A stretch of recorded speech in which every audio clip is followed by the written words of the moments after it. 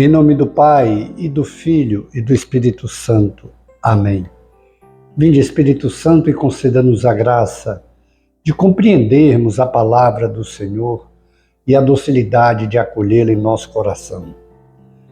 Nossa Lexio Divina com Lucas 3, de 15 a 16, e 21 e 22.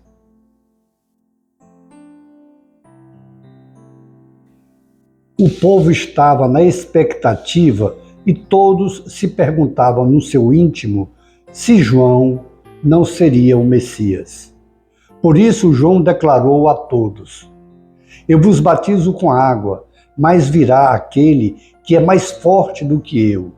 Eu não sou digno de desamarrar a correia de suas sandálias. Ele vos batizará no Espírito Santo e no fogo.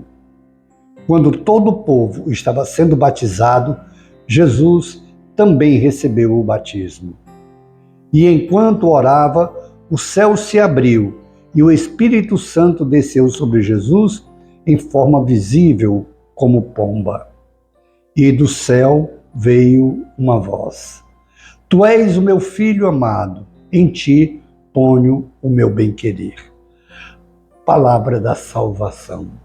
Glória a vós, Senhor.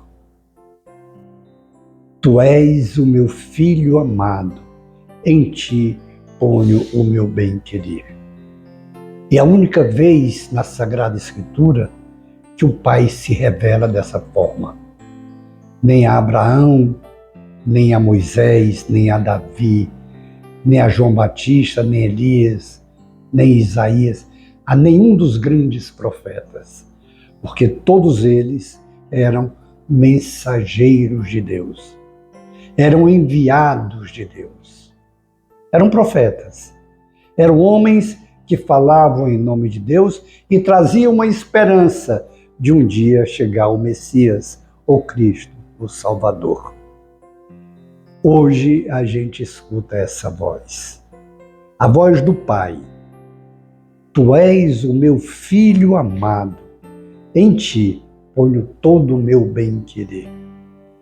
Essa mesma voz é confirmada na transfiguração, quando Jesus se transfigura diante de Pedro, Tiago e João e aparece Moisés e Elias, e a voz do Pai também diz: Esse é o meu filho amado.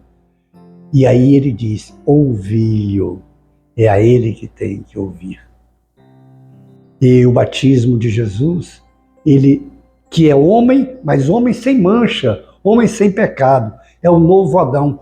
Como o primeiro Adão fora criado e Eva, sem pecado, sem mancha, e depois se corromperam pela tentação, deixaram-se cair na tentação do demônio, e caíram, pecaram, e aí veio o sofrimento, o pecado, e entrou a desgraça no mundo. E Jesus, como o primeiro Adão, o homem perfeito, sem mancha, sem mácula, e é Deus. Ele vem, não precisa ser batizado, mas ele quer ser batizado. Por quê? Duas razões. A primeira, a água não purifica Jesus, que ele é puro, mas ele purifica a água. Ele torna a água pura. Por isso, é uma água limpa, é uma água pura, é uma água sagrada, água benta, que pode santificar, que pode batizar a todas as pessoas. E Jesus, aqui, ele simboliza, ele representa a igreja, que ele é a cabeça e nós somos o corpo. Jesus, ao se submeter ao batismo, ele está dizendo que toda a igreja, todos nós, devemos nos submeter ao batismo, porque ele santificou o batismo, porque ele santificou a água. Daí nós entendermos o valor do batismo. Porque Jesus santificou a água, porque Jesus santificou o batismo. Jesus torna aquele batismo agora como um sacramento, que é um sinal visível e eficaz.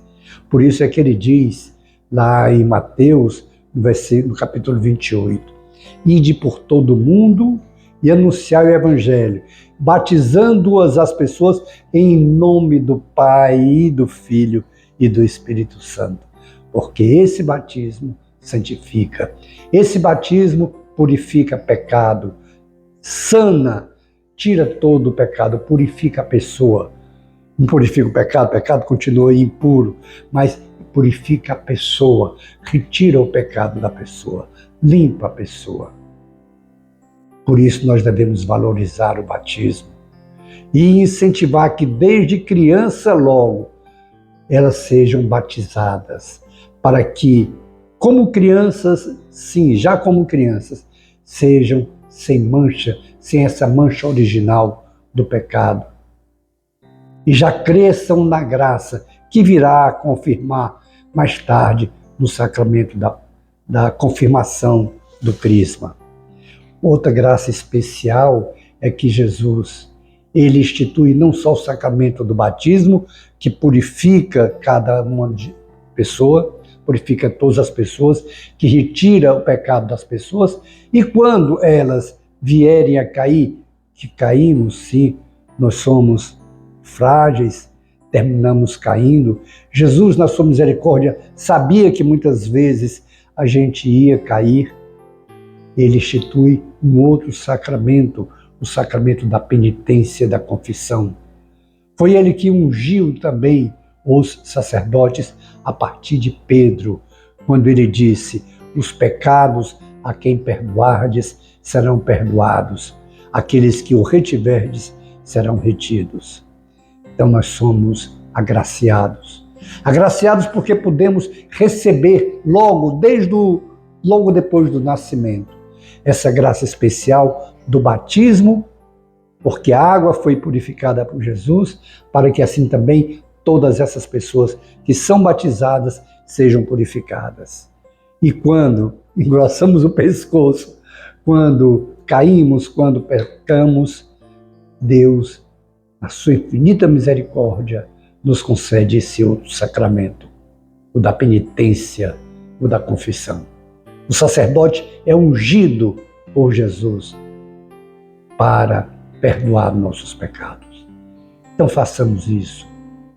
Todas as vezes que dermos um vacilo, todas as vezes que cairmos em algum pecado, cairmos em tentação, vamos procurar o sacerdote para sermos renovados por essa graça, sermos perdoados e fortalecidos pela graça do sacramento, para não mais cairmos, porque só os puros entrarão no reino dos céus.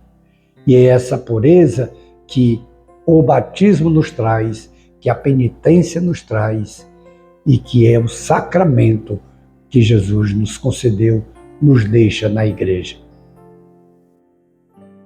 Se nós tivermos com qualquer, e sempre a gente tem alguma falha, algum pecado, não hesitemos.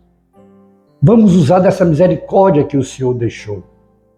E não é o nosso pensamento, mas eu penso, isso não adianta de nada. Nós precisamos nos submetermos ao que disse Jesus Cristo. Por isso ele instituiu o sacramento do batismo, da penitência, da Eucaristia e todos os outros sacramentos. Então vamos usar dessa misericórdia do Senhor. Vamos buscar um sacerdote, confessemos nossos pecados e lutemos por essa conversão. Uma conversão no caminho de santidade, de purificação, que só assim nós teremos a vida eterna em Deus. Façamos esse compromisso de em tudo buscarmos fazer a vontade de Deus. Começando pelos sacramentos, depois contemplemos as maravilhas do Senhor em nossas vidas. Glória ao Pai, e ao Filho, e ao Espírito Santo, como era no princípio, agora e sempre. Amém. Abençoe-nos o Deus Todo-Poderoso, o Pai, e o Filho, e o Espírito Santo. Amém. Face de Cristo, resplandecei em nós.